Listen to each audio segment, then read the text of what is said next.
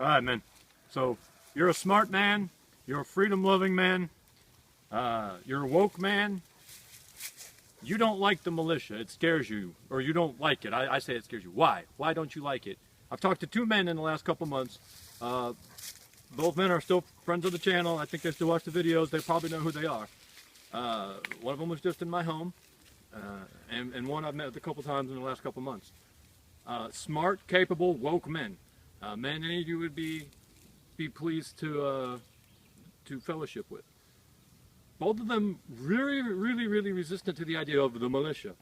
And I don't want to say it frustrated me, because like I say, they're still our friends. We still fellowship with them. They'll probably watch this video. But maybe frustrated is the right word. Frustrated with myself more than anything. Maybe because I haven't articulated why this is important and why it's the least bad option of all bad options. So now this is me telling you what I think they were saying. So I could be completely mistaken. But what I kept hearing from them was that it worried them, that it was dangerous, that it could get you in trouble. Well, one of them articulated, militias are what, African warlords have and cause all these troubles in all these different places. And they can lead to a lawlessness, basically. And they voiced some concerns about just the current environment we live in, and what it might, the blowback might be from society around us and law enforcement and everything, or statute enforcement, excuse me. And I get that on this surface level. But for these kind of men, though, men of this caliber and intellect and wokeness, I wish I could express how we got to dig down a deeper level. You see, we've already got lawlessness. We've already got tyranny. We already have armed militias running around invoking their will and stealing people's families and property and trying to enforce immoral codes on us. That stuff's already here in America. And it will always be with us. It has always been everywhere there is humanity. On one hand, I almost want to just give up the word militia and try to phrase it in some other way that I think these men would accept, because there's not really any daylight between us on what we believe and what we think the solutions are and the way forward. But this word and this concept of organizing under this word really worries them and scares them. And I probably should have talked to them before I did this video.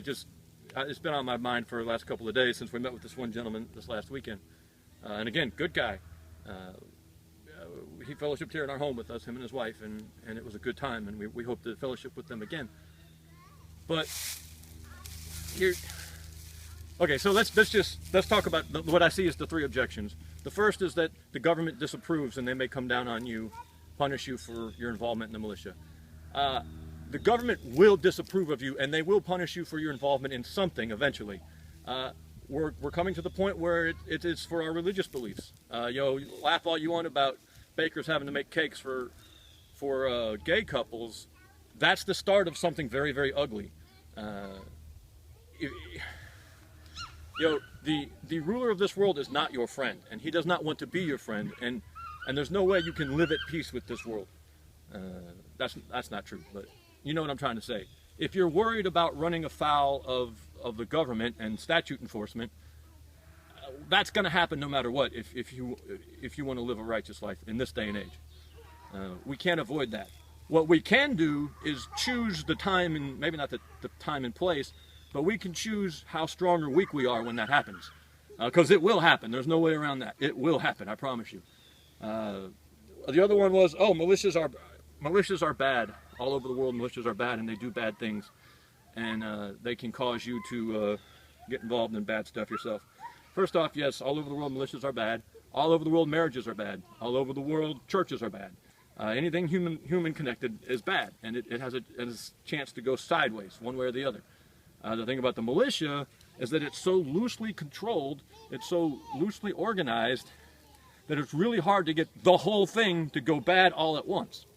And that's the other side of this thing. These men are worried about pledging themselves to action under another group of men who they're not sure they can trust.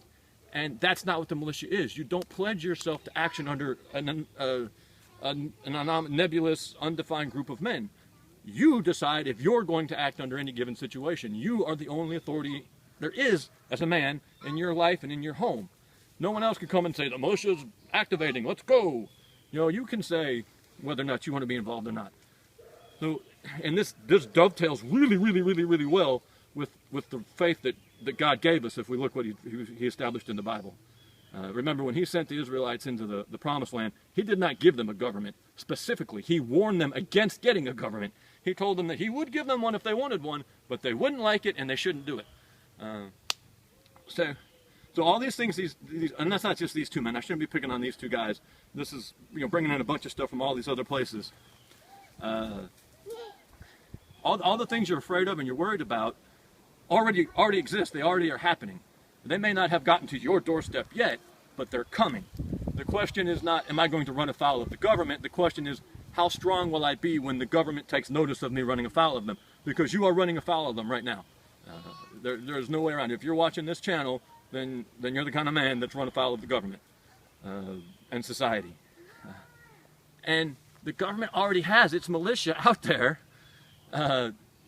oppressing people. And I know, back to blue, fine, there's good cops. I know there's good cops. There's good statute enforcement. There's probably even good people in the FBI.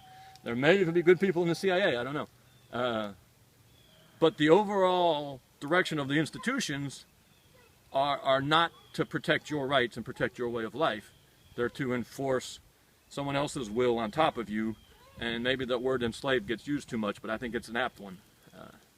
You can't be a man with dignity, living in freedom, in peace with your God, and still be at peace with this world. Not the way it is right now. Maybe there's been times in history when you could. Maybe there'll be times in history again when you can. Hopefully, prayerfully, I have children. I want them to live in that world. So I guess what I would say to these guys is they get really hung up on this idea of men with guns running around fighting the government. The two foundational principles of the militia are simply that no one is a moral authority in your life as a man, only you. And if you accept that principle, suddenly the militia becomes, it's just the next logical step. No one else can tell you what's right and wrong, and that's God, and then it's you, and there's nothing in between but the Bible. What else was I going to say? There was the second thing that the militia is based on, and I just had it in my mind, and I lost it. Hold on a second, and I'll remember. Actually, if I just start talking, it'll come to me anyway. Well, anyway, I lost it.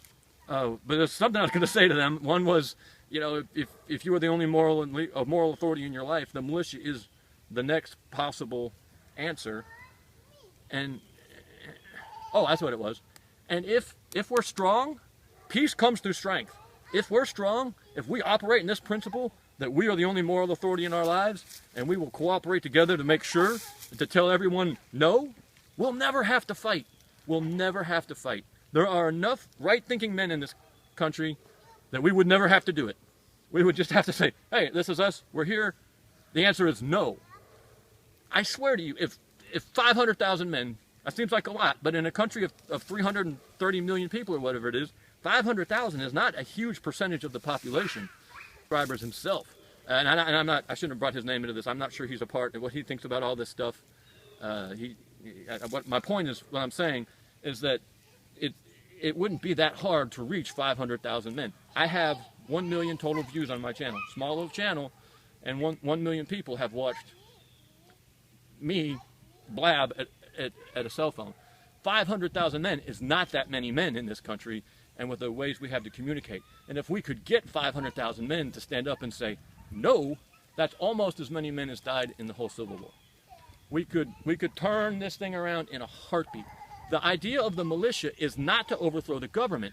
The idea of the militia is to so sway and intimidate the government that we don't need to overthrow the government. It is the ultimate vote, maybe voting is no big deal and it's all rigged or anything. You can't rig the militia. You can't rig that. It's organic if you treat it the way it's supposed to be treated. It's unorganized. There is no central authority except unless every single individual man agrees to operate underneath someone else's authority for a little while, but it's not authority, it's more like direction. You can't give up your authority. So the militia is not a scary concept.